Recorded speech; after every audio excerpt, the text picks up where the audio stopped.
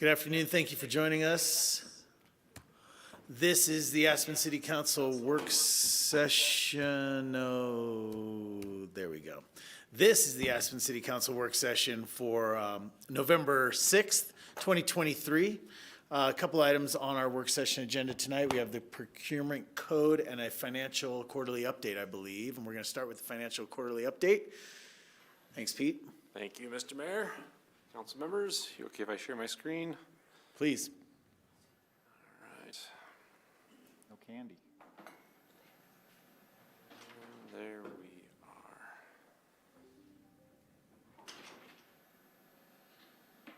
are. Okay. Thank you, council members. I am Pete Strecker, Budget Director for the city. I'm just here to provide you. Oh, sorry. It's been a while. I'm the Finance Director. I've been promoted. Anyway, I'm here to provide the financial update for the city for the last quarter, basically to provide you with some context. You certainly have heard from us over the last month on the 2024 spending plan. So we are at this time kind of giving you current status as well as updated projection for next year as well. Essentially, you know, we have seen a lot of headwinds in the economy. They're still pushing a bit against us. I know the feds have really tried to perform a soft landing, if you will, for the economy, not pushing us into a recession. Almost all folks are really actually anticipating that is still going to happen, that we really won't dive into a deep recession. But there are a lot of things that are really kind of at play still. And I think the one that's probably most impactful, if anything, is the monetary policy that the feds are still wrestling with, raising interest rates, which in turn is also keeping the value of the dollar very high, which is going to have an impact on our local economy in terms of international visitation.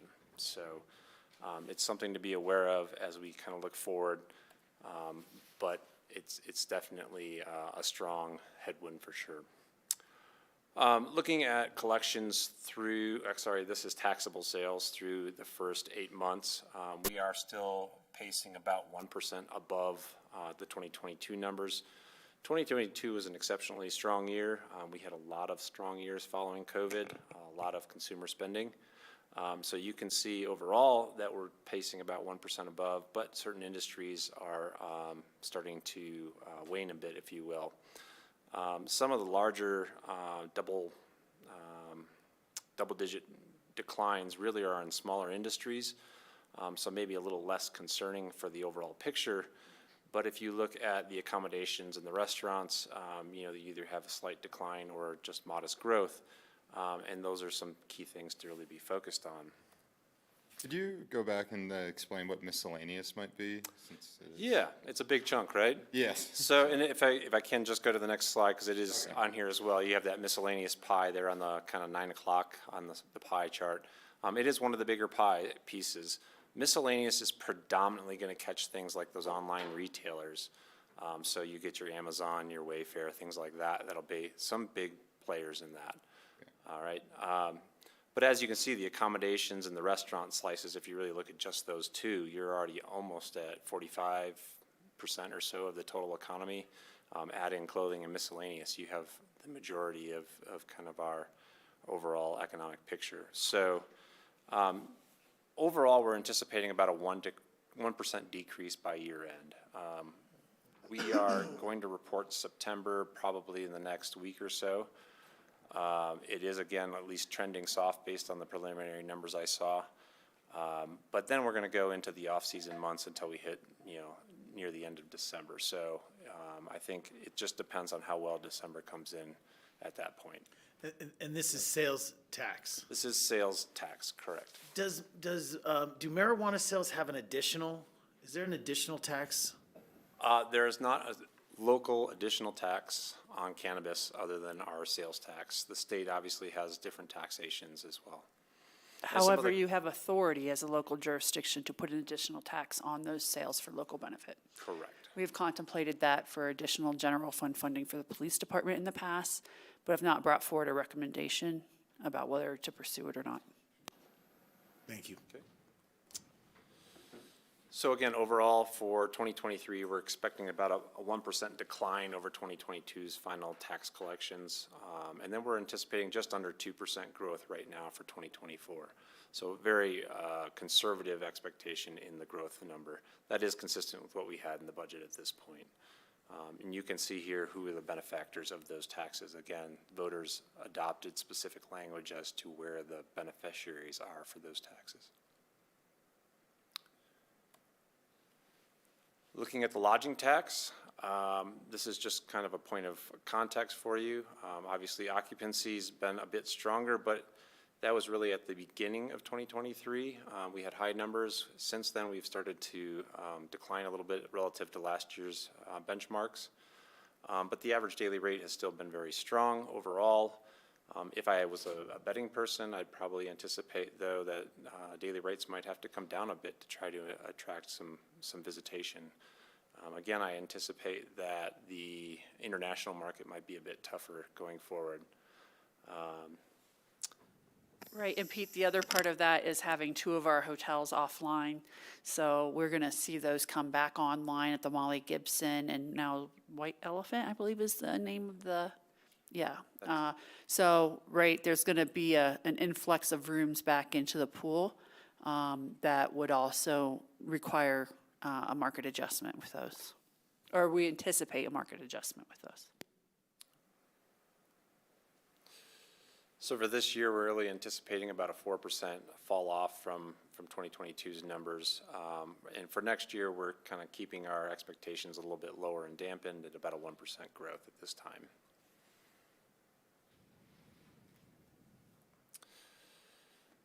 In terms of the real estate transfer tax, you've been hearing me say this a lot. You know, obviously, inventory is still low from record sales for the last number of years. So overall, we're still down about 10% on volume. But more importantly, the dollar value is down about 20%. So we've had a lot of either low dollar value or no dollar value transfers. Sometimes those happen for estate planning purposes and other consideration items. So really, we're down roughly 20%, and we anticipate to stay roughly at that level for the rest of this year, just given how high the benchmark was in 2022. For 2024, we're still anticipating another 10% down from this year's numbers. But again, these are really big values, 20 million in 2022, almost 18 million in 2023.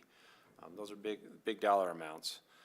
So this isn't necessarily the bottom falling out by any means, but I think until inventory kind of swings back, and some of these one-time really large sales that are kind of propping up the overall totals won't always be there, I think we should anticipate at least a conservative approach at this point. The community also voted in a new short-term rental tax that was effective as of May. So we don't have a lot of data to go on at this point. We didn't have anything to really set our benchmarks against. That said, I think we're running maybe about 15 to 20% off of our expectations right now on our WAG, if you will, for the year. So we're still expecting just about $4 million for this year and then doubling that for next year, given the fact that it was only a partial year this year. These resources, again, are going predominantly to affordable housing at 70%, and then the remaining 30% going to capital and environmental initiatives. Can I ask a question about this? I'm not sure if you know the answer, Peter, whether you have to go to Emmy and short-term rentals. There was an article today about Italian police seized €779 million from Airbnb over alleged tax evasion. Is there an issue with the Airbnb and VRBO paying their taxes on short-term rentals locally? So Airbnb and VRBO are basically a bidding platform for reservations, and they do help collect tax. But that is a business decision for the business owner as to who they want to use for their bookkeeper or any such thing. So really, it's the homeowner's responsibility under our tax code to pay the tax. So if the tax is short, it's not technically Airbnb and VRBO's obligation, it's the homeowner's obligation. That said, we have been working with different individuals to let them know when we do see inconsistencies between their filing and what we anticipate should be filed. And we do audit individual properties at times to see if they're compliant or not, and if they aren't, we get the community's resources from those individuals. So overall, the short answer is there are tax issues, whether it's an Airbnb filing or it's individual filing on their own or anything else. We treat them all the same and basically try to audit and catch those when that happens. Okay, thank you.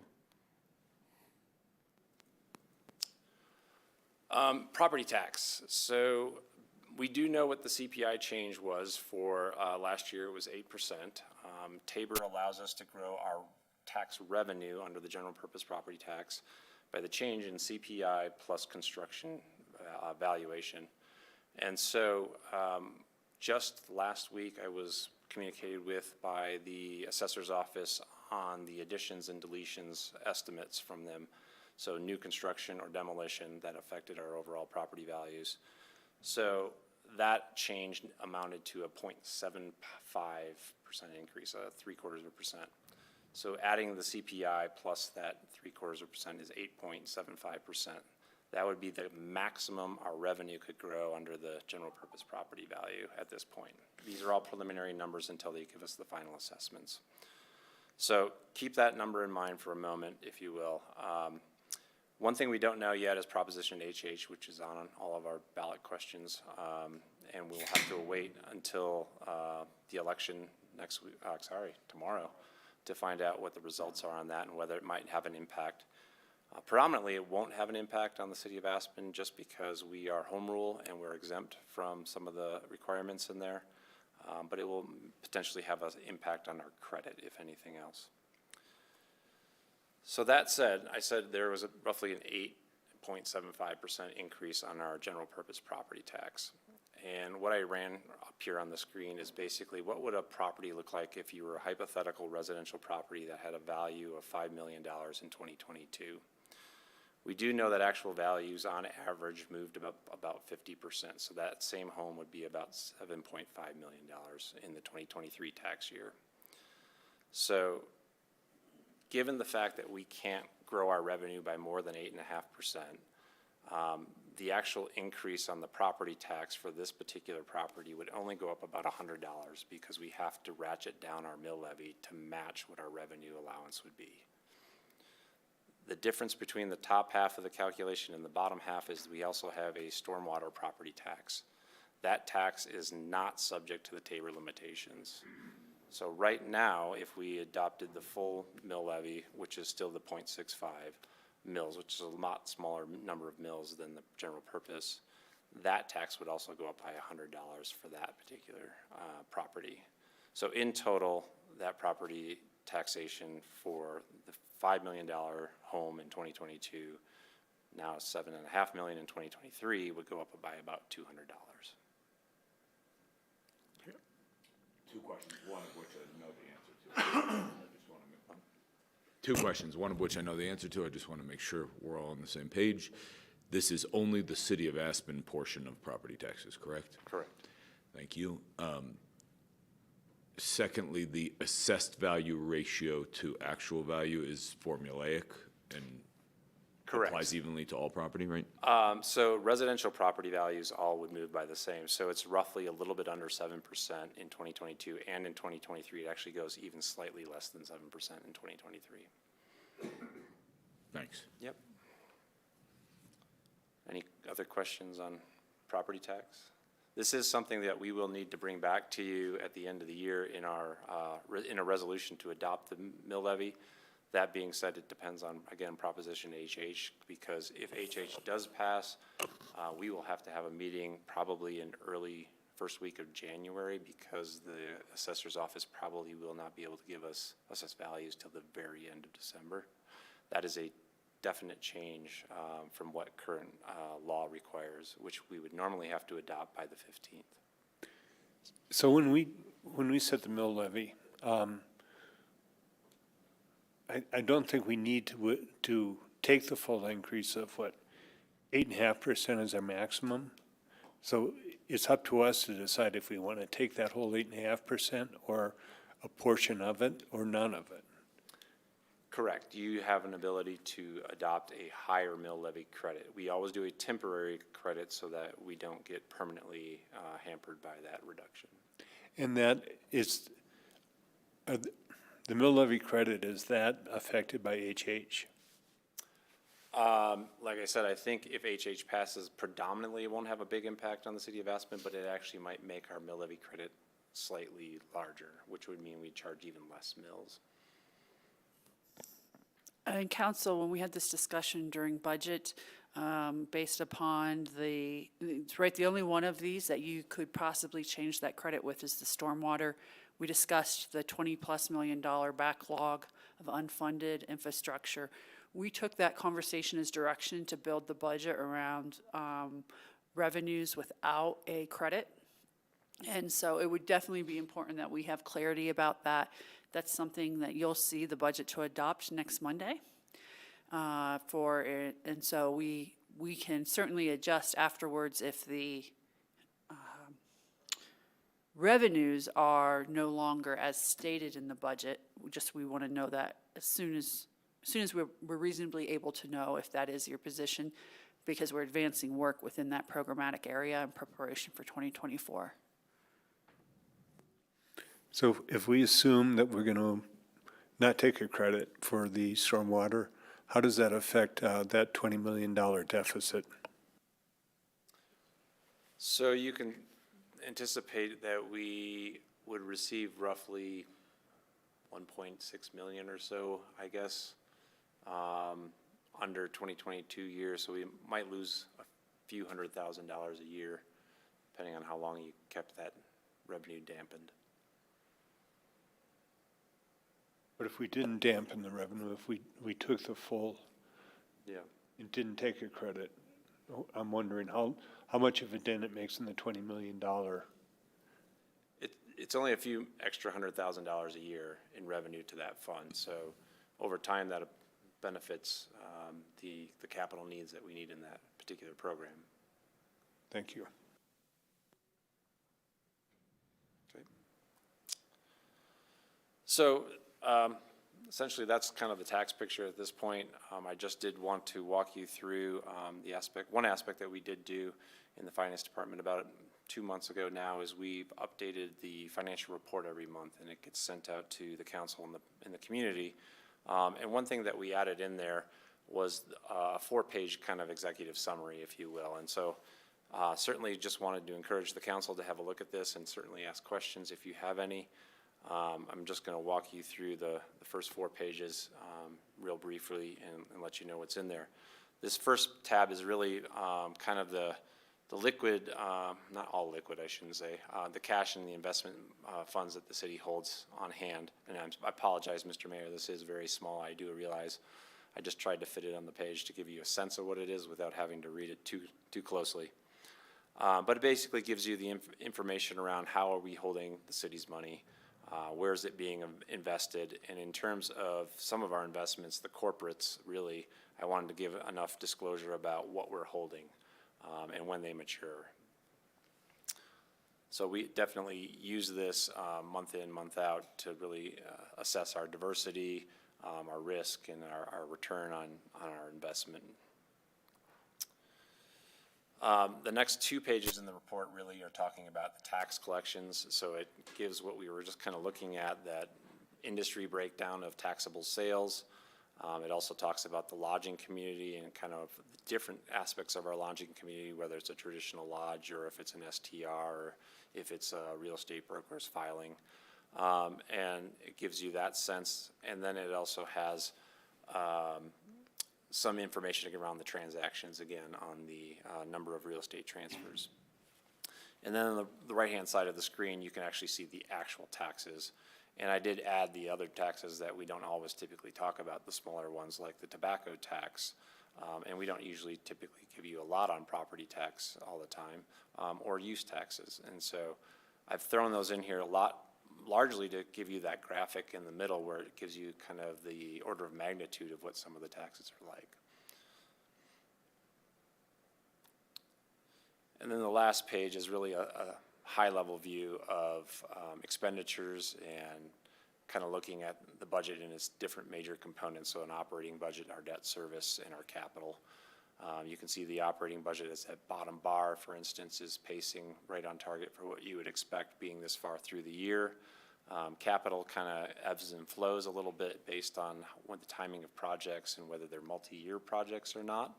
And for instance, there's the total spending authority is $95 million in capital, but we have a $20 million placeholder in one of our funds. So without anything specific that's tied to just yet, it kind of distorts that delta between actual expenditures to date and what the budget is in that case.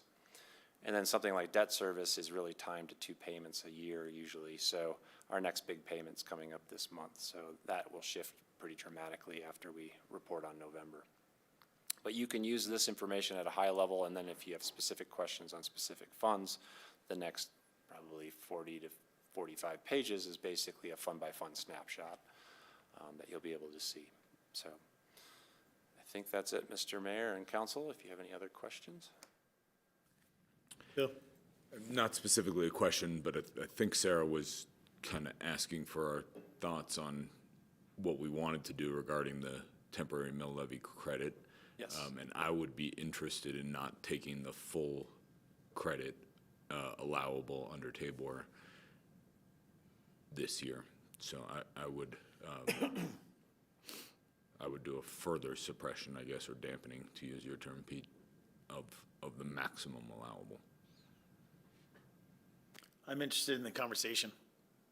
I think there's probably, hopefully a sweet spot that lands. I don't know where that is. I'm wondering, I'm wondering how much other tax districts should be in our conversation. We're looking at this, just the numbers that we were just looking at were just the city of Aspen share. So I'd like to have a further discussion about it. Yeah, that's probably the most challenging aspect, right, is we do not have any control over any other jurisdiction, and I don't have a great sense of how they all treat their individual mill levies. But I've been having those conversations with the entities with larger property taxes, and we'll be happy to share those with you in that discussion. Short story is some are taking no credit. Some are giving full credits. Some are not taking any credits based upon their needs for their services. It's the whole spectrum. Yeah, and my interest in that conversation is to just look at the big picture, like what is the total of impact for property tax valuations and assessments, et cetera. But yes, I'm interested. I think that that's a responsible thing for us to do. I'm seeing nodding heads about continuing the conversation, getting more information, but there should be a discussion about partial credit or something like that. We'll bring something back. So, to be perfectly clear, not taking the full 6.5%, maybe somewhere in between 0 and 6%. Well, why does this say 6.5 if you said 8.5 before? 8.5? Yep, so the residential assessed value rate is, like I said, slightly under 7% of your total actual value. On a commercial property, it's closer to 27, 28%, so that's where you're gonna see those deltas. Got it. So, yeah, somewhere in between the max and 0. It's probably where I'd like to end up. Okay, Whoa. that was a lot of flipping around. Thanks, Pete. That's always helpful. Absolutely. Thanks, Pete. I'll sit over here.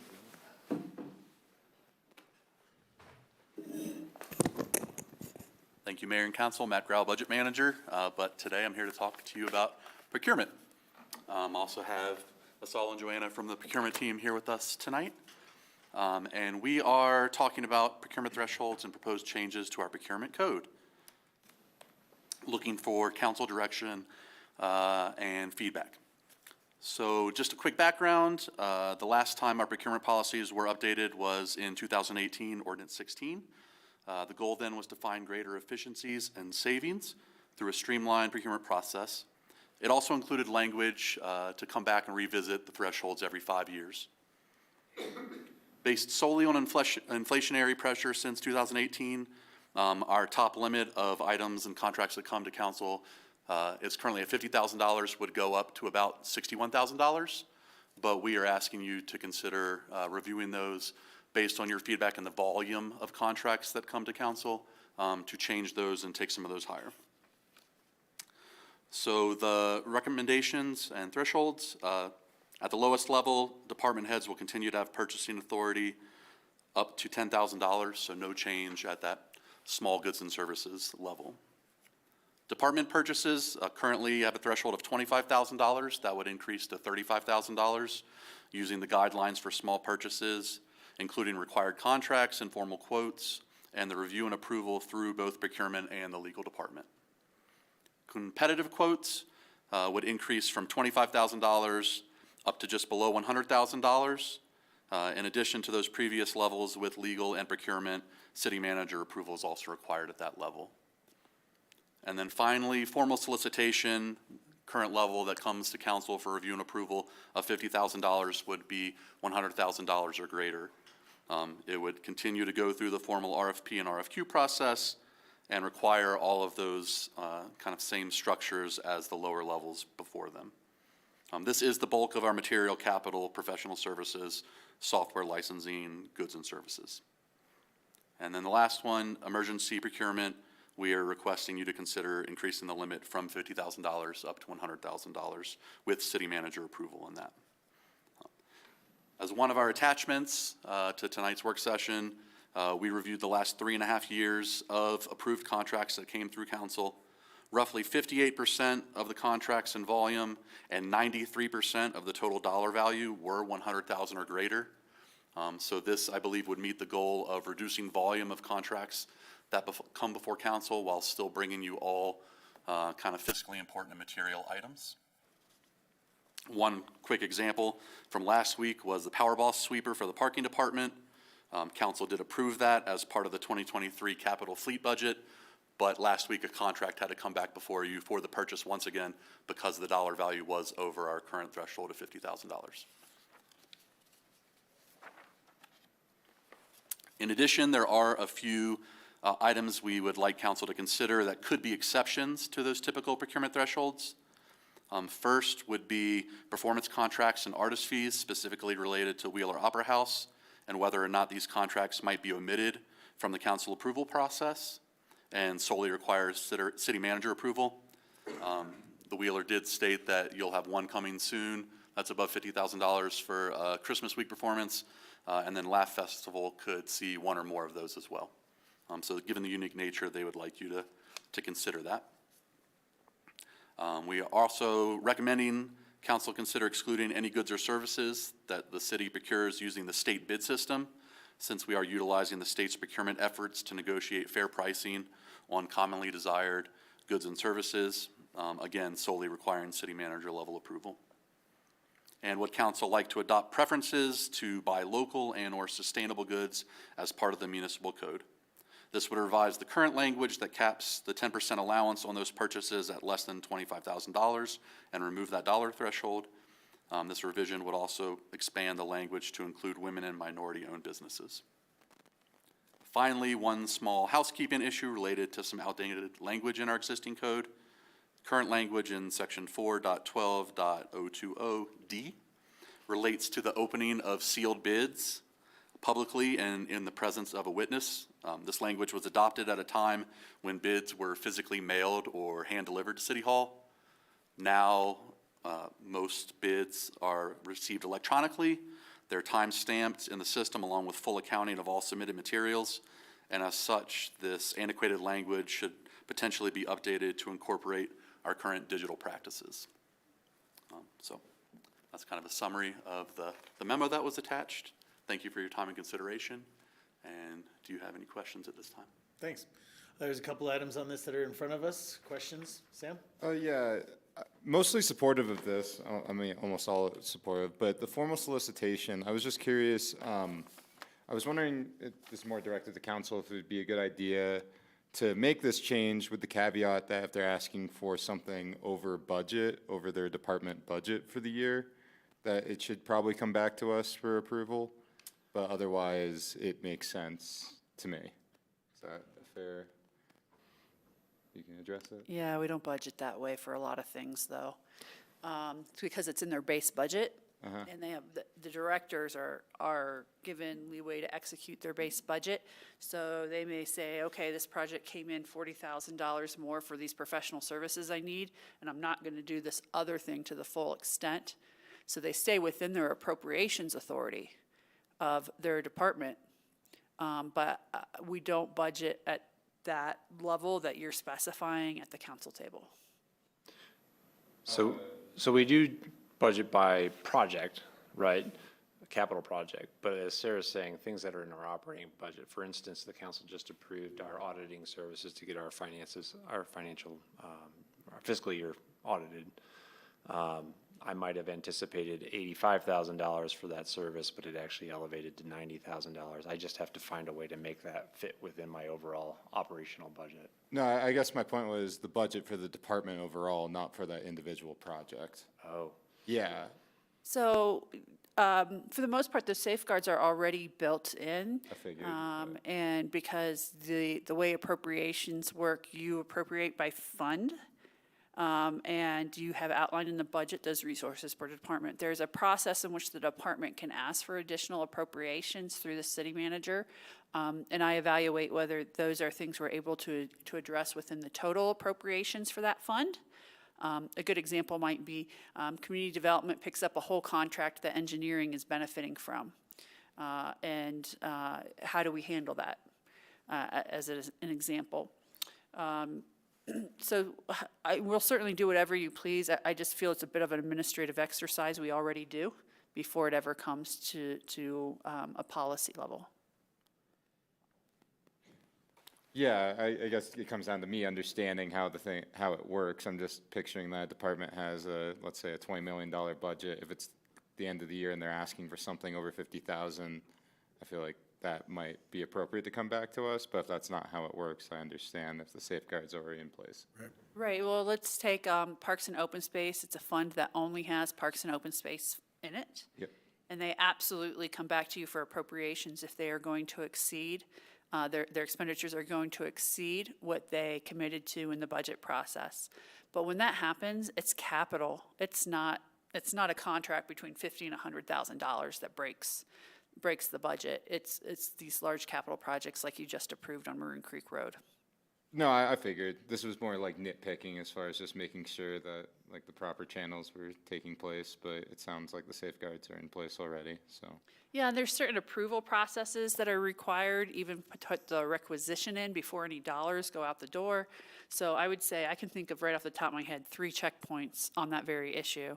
So when we are just choosing the contractor, when we sign the contract, when we start the requisition, and when we make the payment. So there's 4 of them right there, and I'm sure this team knows more along the way from their detailed work. Okay, thank you for that. Looks good otherwise. And I'll get to each section, I assume, at some point. I mean, other questions at this time?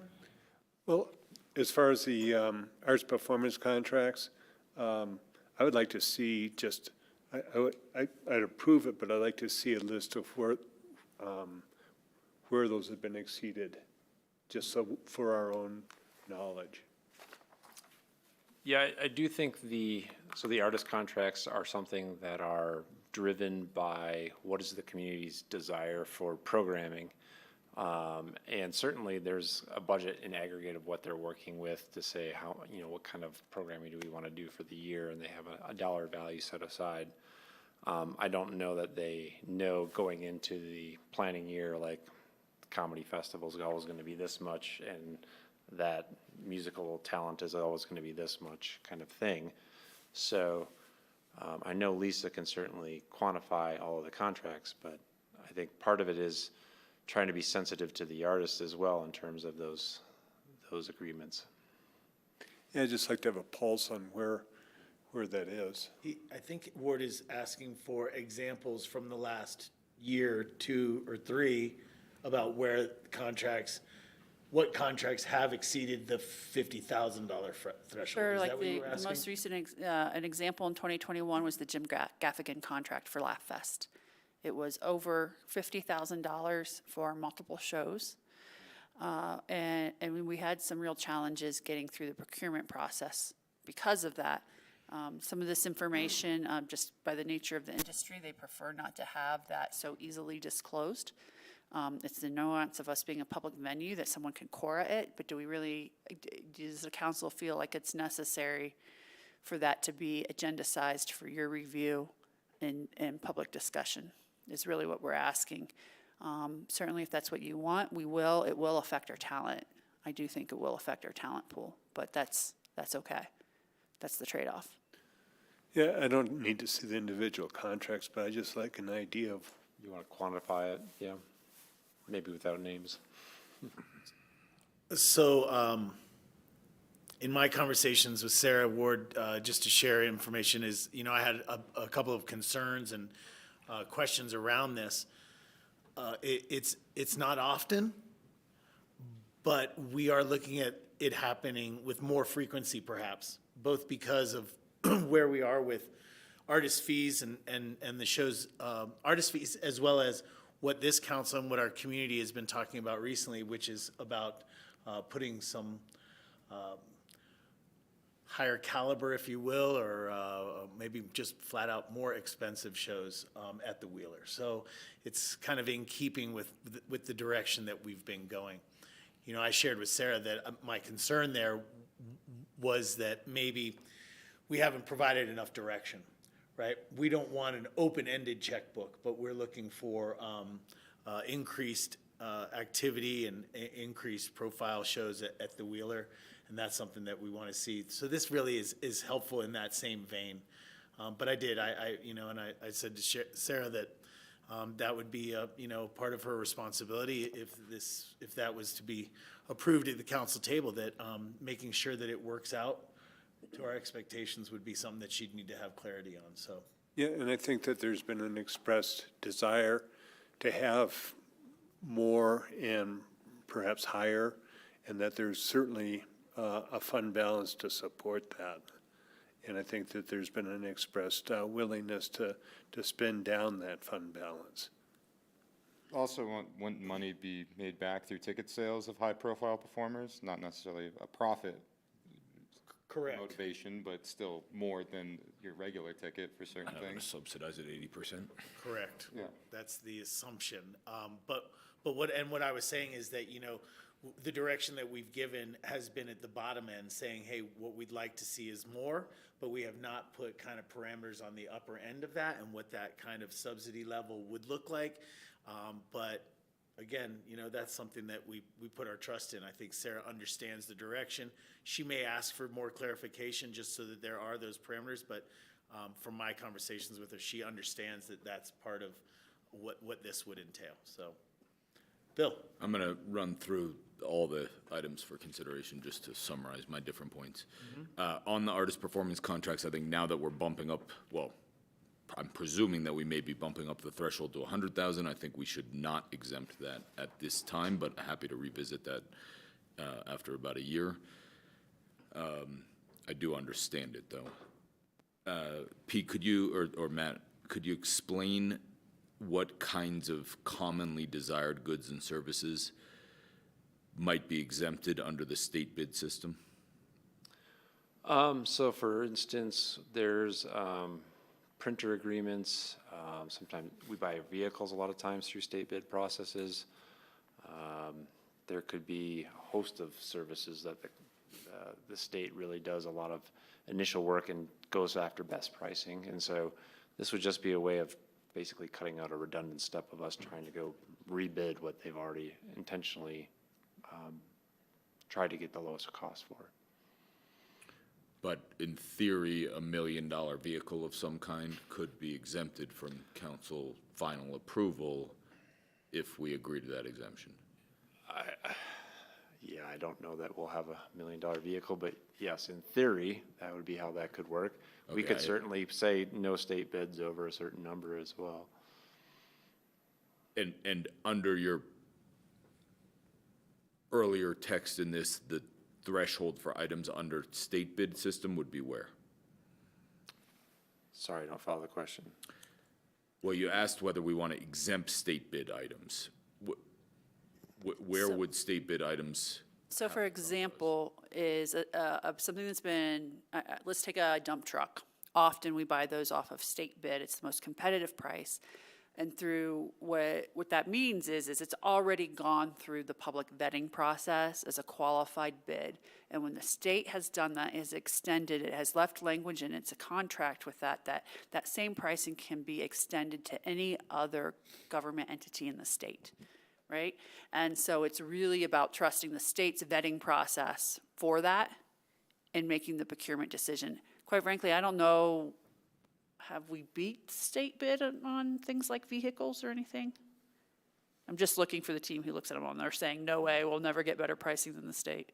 They'll have a lot higher volume Yeah, purchasing power than that. I appreciate understanding that, but are I think any to of the answer other you- categories that you mentioned earlier, like the department purchase, competitive quotes, formal solicits, like do all these things potentially include items that go through the state bid system, or some of them, or just one of those categories? They could, a purchaser from the city could use one of those as one of their sources of bidding in a competitive quote situation.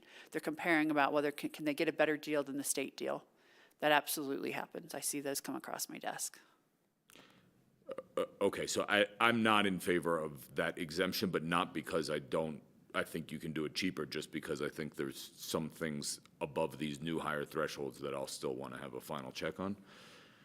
So it's not that I am second guessing your ability to purchase things cost efficiently, to be clear. I would not like to adopt preferences to buy local or sustainable, and I'm fine with your housekeeping item. Thanks. Thanks for presenting this so clearly. All right, let's go through other items then. Sam, you wanted to? Did you have some input on individual items? Yeah, thinking about it. Yeah, sorry. I'm good with the first one as far as approval went over the proposed $100,000 threshold. So you want to exempt that, or do you want to allow them, or keep it requiring council approval? Oh, that's really, sorry, cut off the page. For the Wheeler Opera House, I guess I'd want more information right now, to Bill's point that if we're already exempting it over 100,000, or including over 100,000, do we really need this one? Like how many artists are over 100,000 anyway?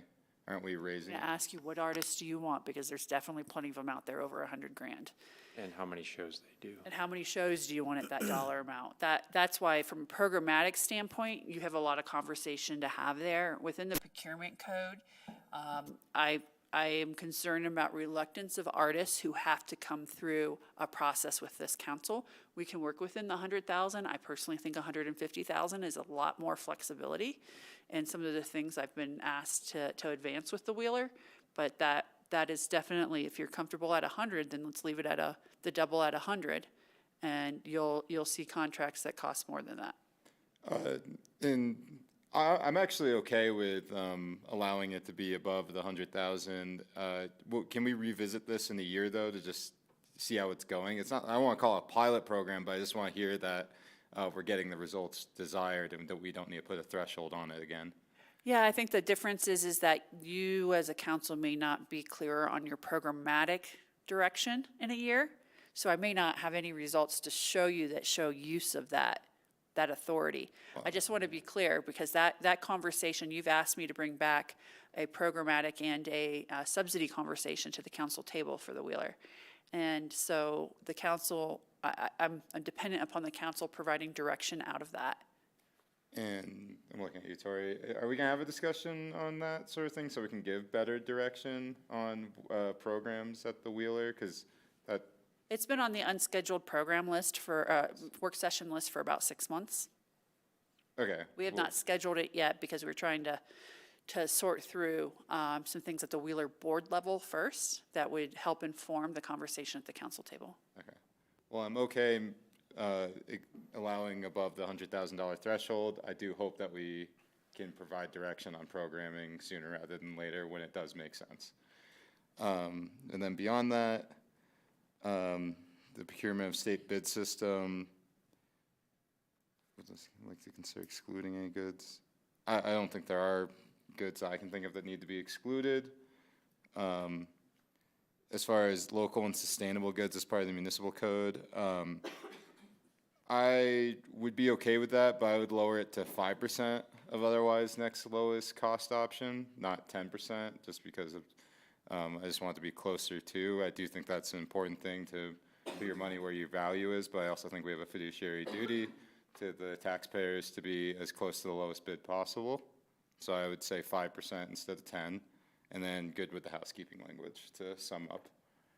Hopefully that was clear enough. So then when we talk about the other categories up top, department purchase, competitive quotes, formal solicitation, emergency procurement, and possibly even change order language that's in this memo, you are agreeing to that? Yes. Okay, thank you. I am too, for clarity. Thank you. Ward or John? John? Yeah, I'll just go through them one at a time. First one, yes. No for number 2. Number 3, yes, I would like to adopt preferences to buy locally and sustainably. I think it's our duty to support local businesses, and one of our goals is sustainability and resiliency. As for the last one, yeah, I'm okay with removing that language. And the stuff above, totally support it. Thank you. Thank you. Ward, do you want to weigh in?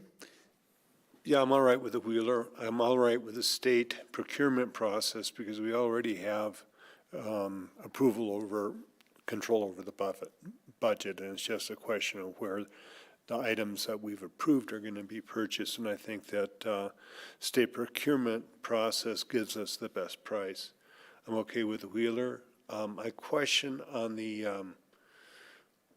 competitive bids if from 25 to 100,000 is the right increase. If I read that correctly, we're going from 3 bids from 100 or from 25,000 to 100. I'm just curious for a little bit of discussion on that, how the rest of the council feels that that's an appropriate increase. Which item? Competitive quotes. Currently, things over 25,000 and below 50,000 requires a competitive bid process, so below the council threshold for review, but above 25. And what we were proposing is going to 35,000 up to 100,000 and requiring at least competitive bid through that span of dollar value. We've also added 3 quotes on the personal services side and only 2 for materials and goods. Before it used to be 2 and 2. Yeah, I agree to or approve the other items. The local, I'm good with 10% local. And electronic, I can accept that. Okay. So then what I think I'm hearing is support for recommendations, department purchases, competitive quotes, formal solicitation, emergency procurement, as well as change order language. Additional items for consideration, what I would say is and I guess I'm putting this back to council, for the artist performance contracts, perhaps setting a cap at $150,000. So accordance with the $100,000, except for artist performance contracts, setting a cap at $150,000. It's okay with me. I'm To comfortable with that. clarify, that's not a competitive bidding process either. It is a sole sourcing process. Yeah. I don't need the cap as much as I really want to give programmatic direction and revisit it in a year, though, because I guess I sit here very curious as who we could get without a cap and what that would mean for the Wheeler and whatnot, even though I completely understand. The cap is if Lisa, right? Yes. If Lisa agreed and Sarah agreed to pay $250,000 for some act no one's ever heard of, would you feel responsible for allowing that to happen? Yeah, of course I would, but. And at $250,000, it would come back to you, right? If we don't have a cap, it wouldn't. At the, so what I heard was $150,000 as what was being proposed at the table to give me some additional flexibility with the Wheeler team.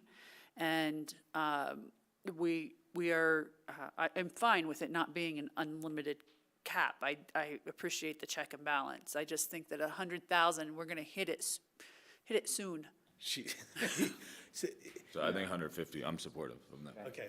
Okay, then 150, But if you're that's the right, case. we do need to set the upper end parameters and give some clearer direction on that, because to this point, all we've said is we want more, but we haven't said what our pain threshold for that is. No, it's exciting, honestly, what the opportunity is, so, yeah. Okay. I think I heard that the state bid process not to be exempt, from some, so not excluding state bid items under the 100,000, it would go up to 100,000. But, Depends which methodology they're using, I guess, right? yes, So this is the one that really confuses me in the council's discussion right now about whether I can use state bid as a source, or do I have to run my own bidding process through staff every time? No. I think the question isn't that can we use it or not, but if it goes over a certain threshold, the council still wants to see it. The Or new some thresholds. council Yeah, does. all the new recommended thresholds, if there's, depending on this is my opinion, depending which methodology of the different thresholds, and if, Right. regardless of whether you're using state bid or not, if it exceeds those thresholds, I want to see it. Yes, that is our assumption. If it's more than, under the recommendations here, if it's over 100,000, even if we use state bid, it would come back to you. Right. We can do that. But this additional item for consideration was asking us you not wanna- to require it. that's- Yeah, but we hear that that's not where you're at. okay. And then on the next item, additional items, it's the adopt preferences to buy local or sustainable. I hear support up here. We had one suggestion of lowering that delta to 5%, but I think there's three that are comfortable with the 10%. I guess I don't fully understand how that works. I guess on the simple basis, I'm thinking of, let's say that there's a bid out for something that's about $50,000, but a local bid comes in at $55,000, 10% above. And if it's the same goods and services, that would direct to spend the additional funding for a local procurement. Correct.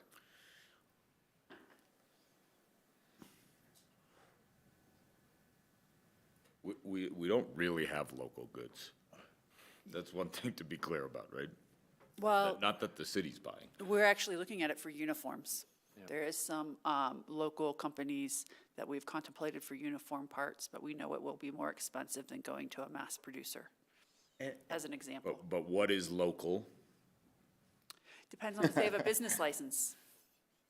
That will be one of the defining Could be a company sources. from China who decides to get a City of Aspen business license? That is one of the things we'll take into consideration is their business license and their tax filings in the And does community. it just mean that the embroidery or the silk screening's done locally?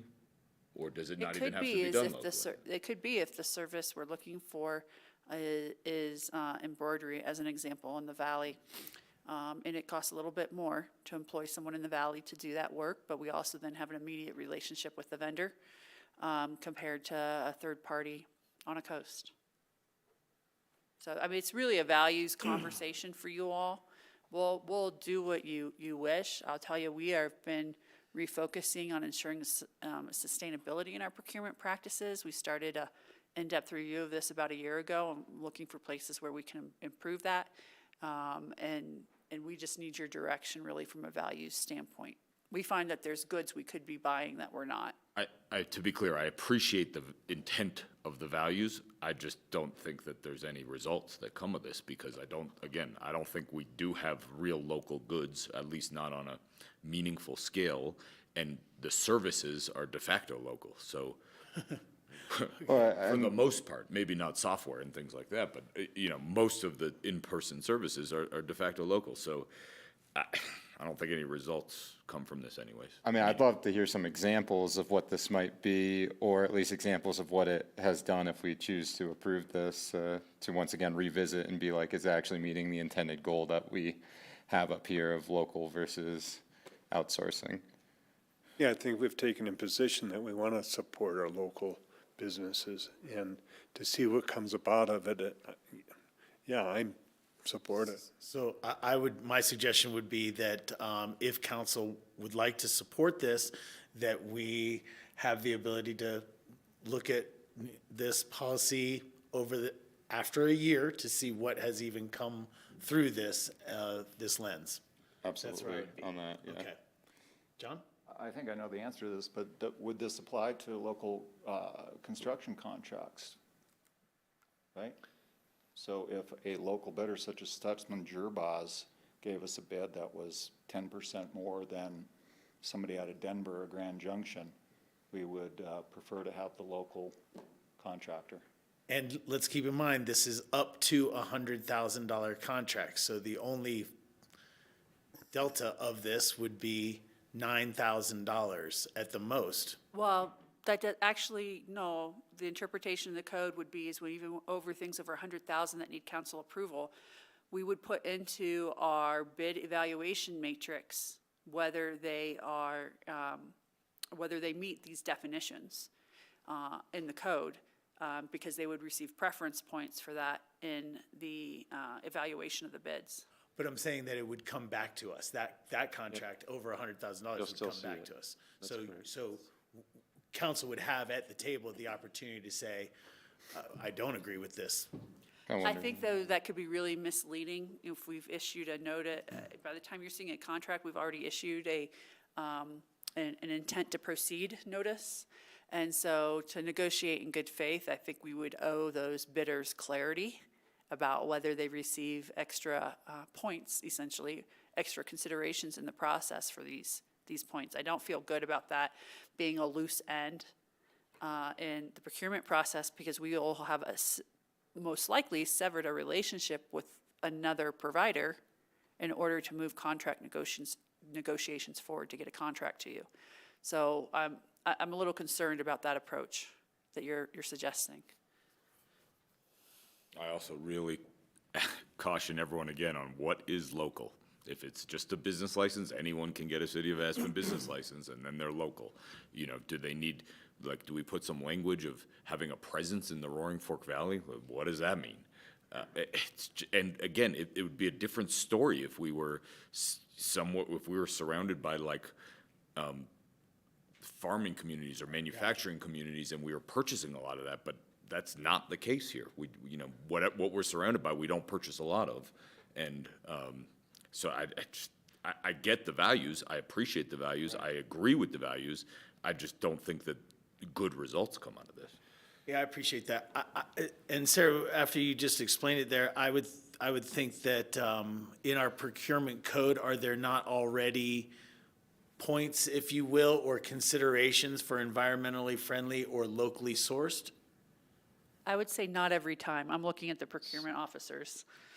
Right now, I believe the preference is up to $25,000. There's a 10% preference for local.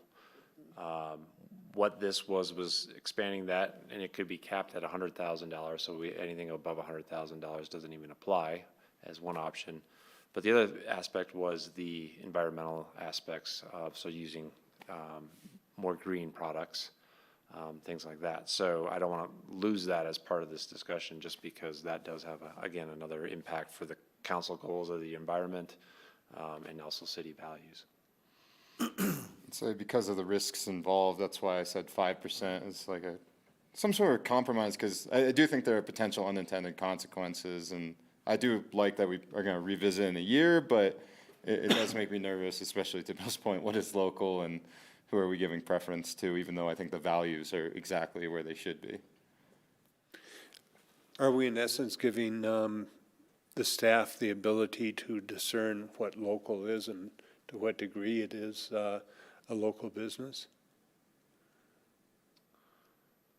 We don't have a formal definition anywhere in the code about what is local. That is a true statement. Or I can give you an sustainable. example of, we used to use Sandy's Office Supply quite a bit, right? And they were definitely having a shop in town, and we used to purchase a lot from them. They've obviously moved some of their warehousing to the Front Range at this point, but that would have been considered a local vendor at that point in time. So this is direction at a work session. Are we asking for a definition of what local businesses are? And what percent, for a better definition of that? It sounds to me like we don't have clarity around the impacts of a policy like this. I find this to be not, more benign than not, but, we have offers on the table here. We have a position of let's not implement this right now because we don't know our clear definitions perhaps. We have, hey, let's do a smaller 5% with a cap of 100 for contracts under $100,000. And then we have a full boat of 10%. That's what's on the table right now. I think perhaps taking a middle road approach, putting a 5% on it, see how it works over a year is something that moves us forward at this time.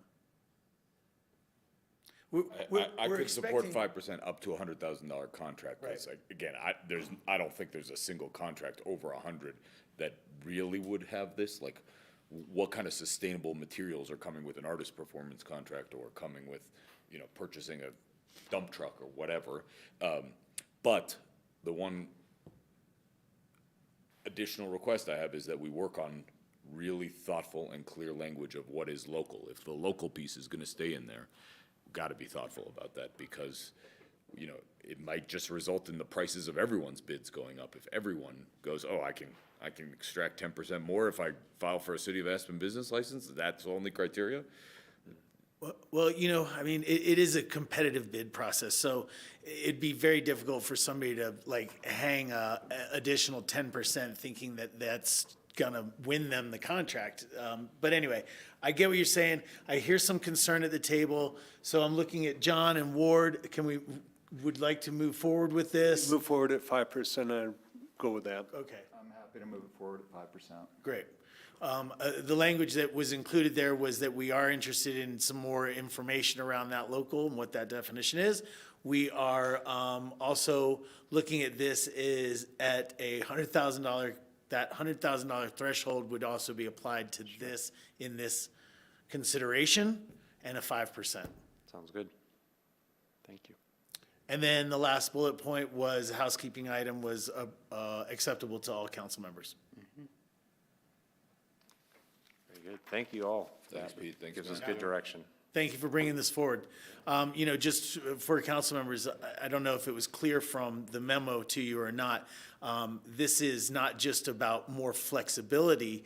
This is really about efficiency and saving some of the staff time and work and energy that it takes to bring things to council table and the subsequent discussion and time that we spent at this table as well. So this is really an effort to clean up our process, not just provide more flexibility.